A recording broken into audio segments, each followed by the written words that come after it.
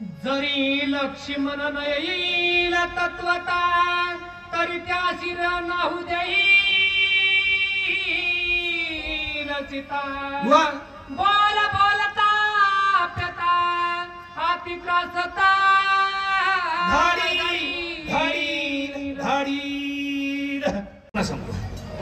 राम म्हणले जर लक्ष्मण नाही आला तरी माझी बायको त्याला तिथं बसू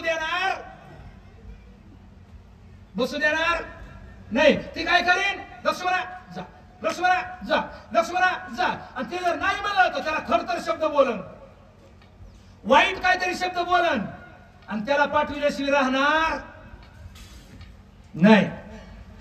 ज्याची त्याला खोडी माहिती असते महाराज. मी एक दृष्टांत सांगतो 2 मिनिटात. काय झालं? मालकीन सासरवाडीला झाली, निघाली माहेरला. पण ही जरा मॉडेल माझ्यासारखं जरा चलबिचल होतो. मग ती जाताना म्हणली बरं का, एक पोरगा ठुलाय आणि हे चांगलं सांभाळी जा, नीट आपल्या इथं तर जा, ह्याच्या पोटा पाण्याची सगळी व्यवस्था बघते, मला काहीच काळजी करू नको, तो आपली जा. गेली. बापू गेले तिने घरी फोन केला. आपल्या इथं लागत नाही पण बाहेर ओढून इथं सांगतो मी. माहेरात पोहोचले घरी फोन केला नवऱ्याला. कुठे आहेत? मला घरीच आहे. काय करणार? नाही घरी बसलो म्हणला. घरी नसताना काय म्हणलं? घरीच म्हणत होतो. खरं सांगा कुठे? आता काय म्हणला? गळा तोडून ठोका. कुठे आहेत तुम्ही? घरातच म्हणत होतो. करा बरं मिक्सर चालू. घरात मिक्सर असते ना, त्याला बटन दाबलं, कुर्र वाजलं. हा म्हणले मग आहेत घरी. संध्याकाळी फोन करा मिक्सर चालू, दुपारी फोन करा मिक्सर चालू, संध्याकाळी फोन करा मिक्सर, सकाळी फोन. 8 दिवस झालं. माऊली 8 दिवस माहेरात. 8 दिवसाला माऊली आली. घरात एकटंच पोरग.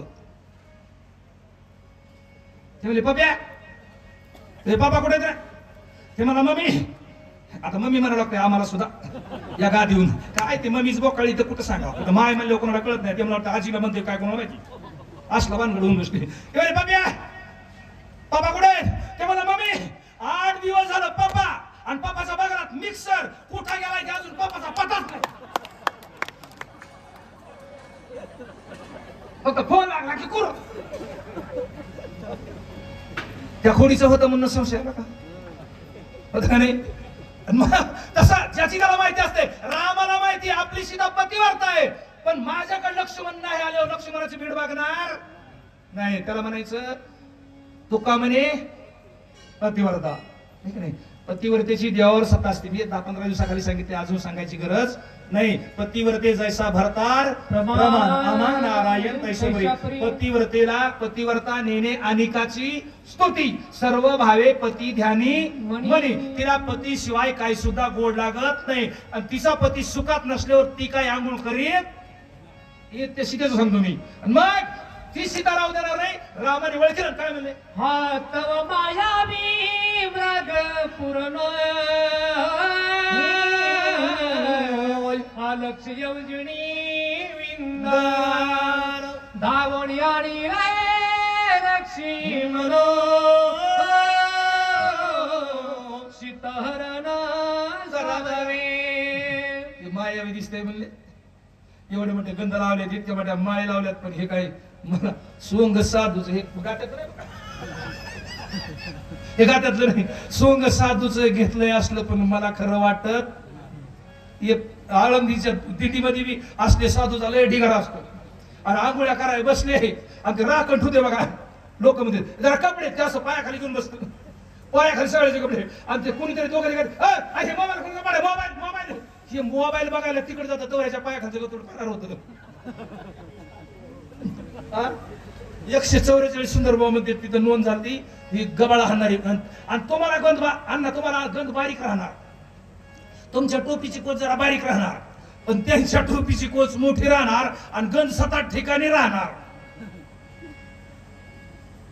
ते फसवायसाठी. तसा हा मायावी आहे.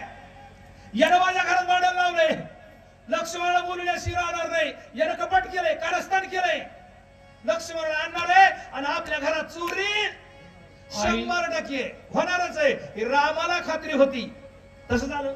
ऐस समीप मायावत माया जाणोनी समस्त विलंब करू नये येथ तवर घुरंदर रे घो पाहे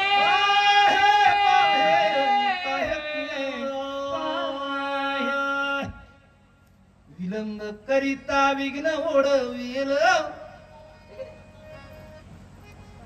हे सांग का कबीरचा दोहा. कल करे सो आज करे, आज करे सो अब. ए आबा उद्या करायचं काय खरं नाही. कल किसने देखा आहे. उद्या आपण वाचू ह्याची काय गॅरंटी आहे. एकदा धर्मराजाच्या घरी एक भिकारी आलं 2 मिनिटात समोर, आणि संध्याकाळी आलं 9 वाजता धर्मराजाच्या घरी हस्तिनापुरात. धर्मराजाने सांगितलं आता लय बोर झालो, मला दिवसभर कारभार करून तू सकाळी ये. आणि ते भिकारी चाललं मंदिरात झोपायला. तिकडून भीम येत होता. भीम म्हणला कोण आहे. म्हणलं भिकारी. कुठे गेलता. धर्मराजाकडे. काय झालं. धर्मराजा सकाळी ये म्हणला. म्हणला धर्माला गॅरंटी का सकाळपासून वाचण्याची. पण म्हणला भीम धर्माला गॅरंटी सकाळपासून वाचण्याची. ते म्हणलं मला सांगितलं सकाळी माझा मी निघालो.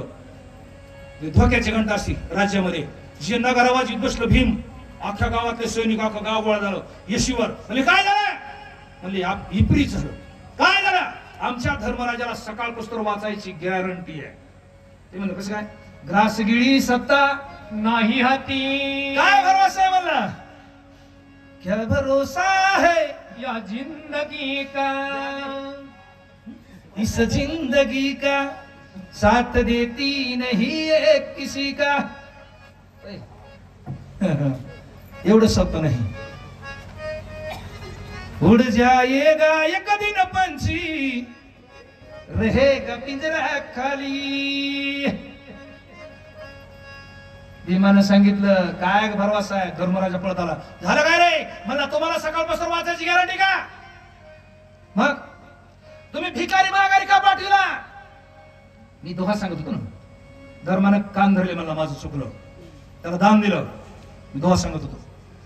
कल करे सो आज कर, आज करे सो अब अवसर बीत जाएगा, फिर करेगा कब कबीरा, फिर करेगा कब.